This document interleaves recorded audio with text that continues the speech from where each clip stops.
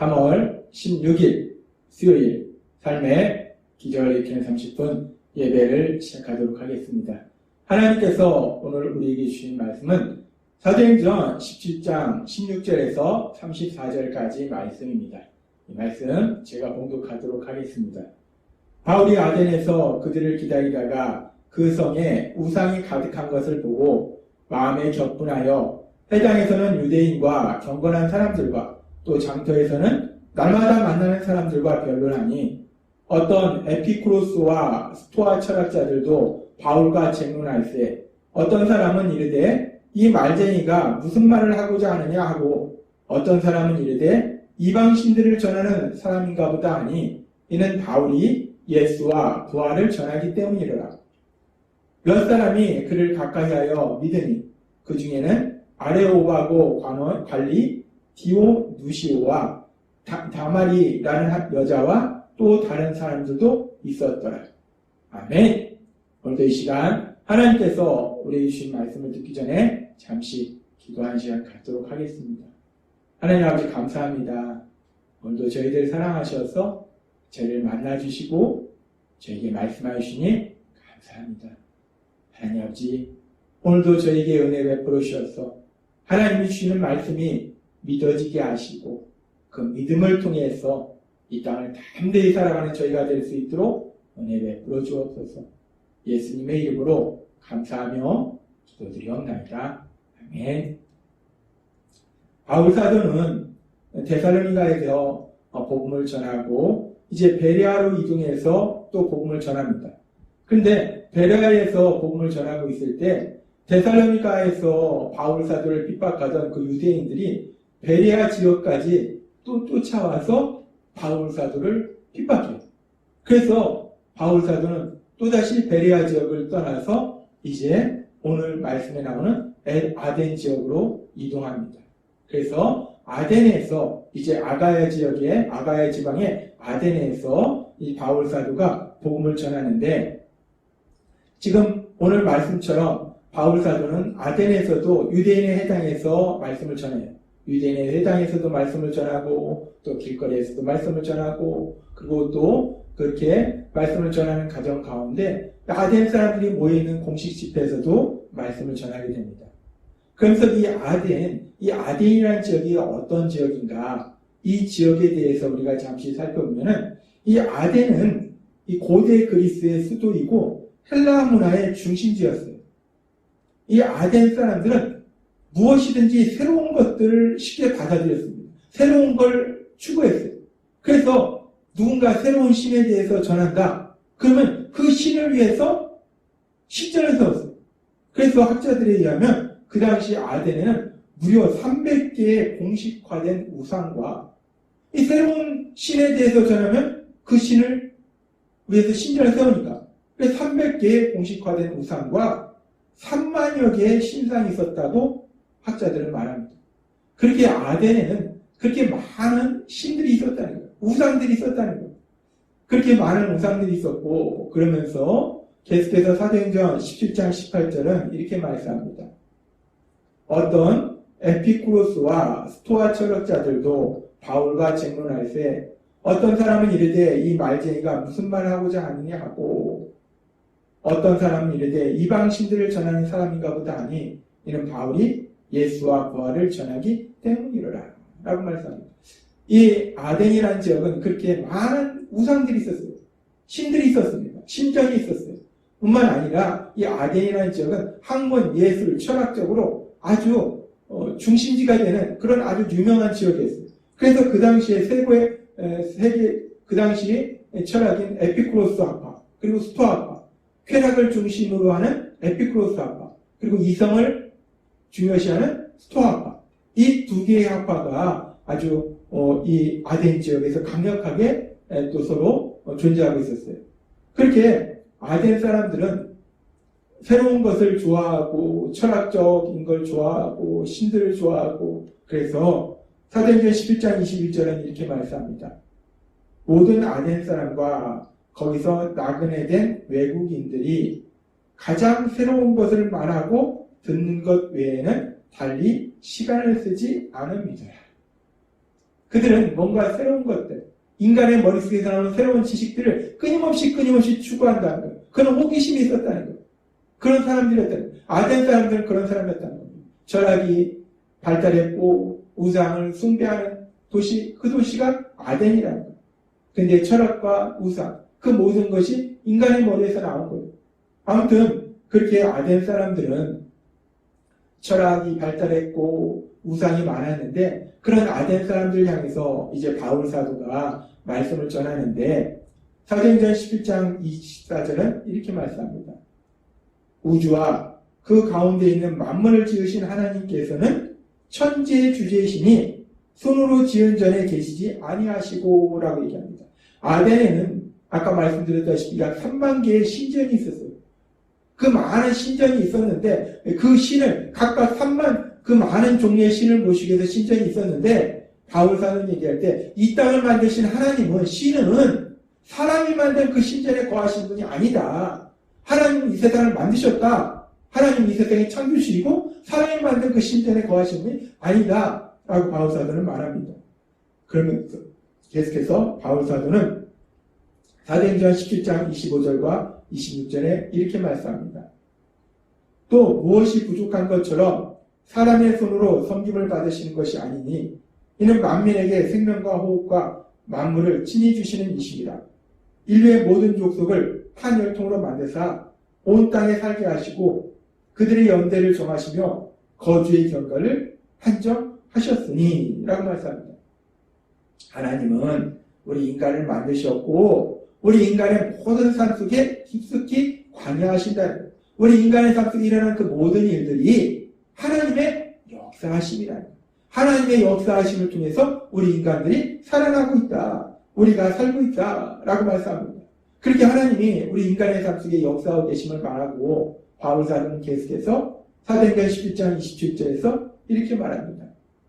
이는 사람으로 혹 하나님을 더듬어 찾아 발견하려 하여 하심이로되 그는 우리 각 사람에게서 멀리 계시지 아니하도다 라고 얘기합니다.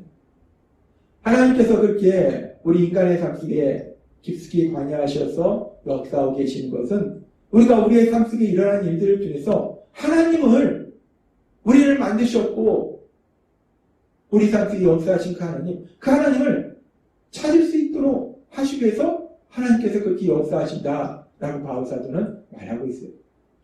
그러면서 바울 사도는 계속해서 이렇게 말합니다. 사도행전 17장 28절 말씀.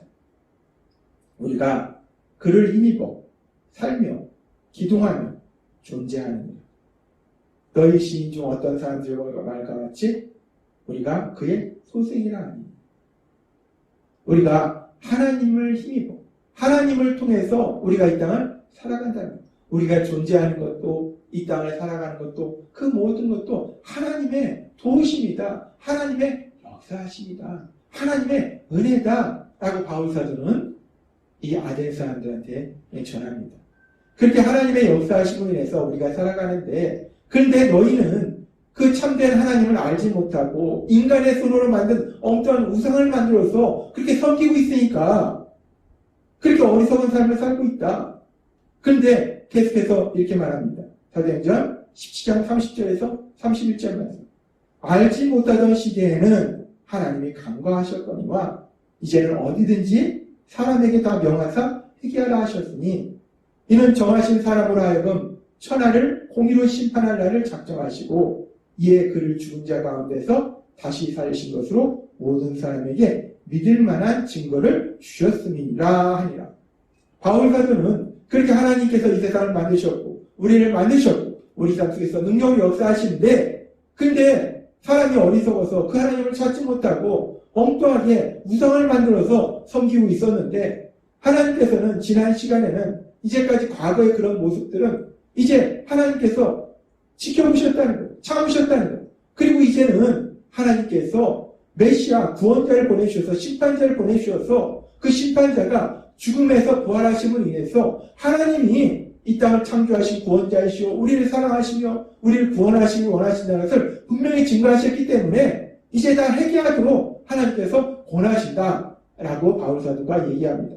바울사도는 지금 이 아덴 지역에 많은 우상을 섬기는 걸 보고 그들이 많은 신들을 찾는 걸 보고 참된 신은 바로 하나님이심을, 이 세상을 창조하신 하나님이심을 말씀하면서 계속해서 이어지는 말씀에서 하나님께서 구원자로 예수님을 보내주시고 그 예수님께서 죽음에서 부활하심으로 인해서 정말 그 예수님이 참된 구원자이시다, 메시아이시다 라는 그 복음의 말씀을 전하더라는 겁니다.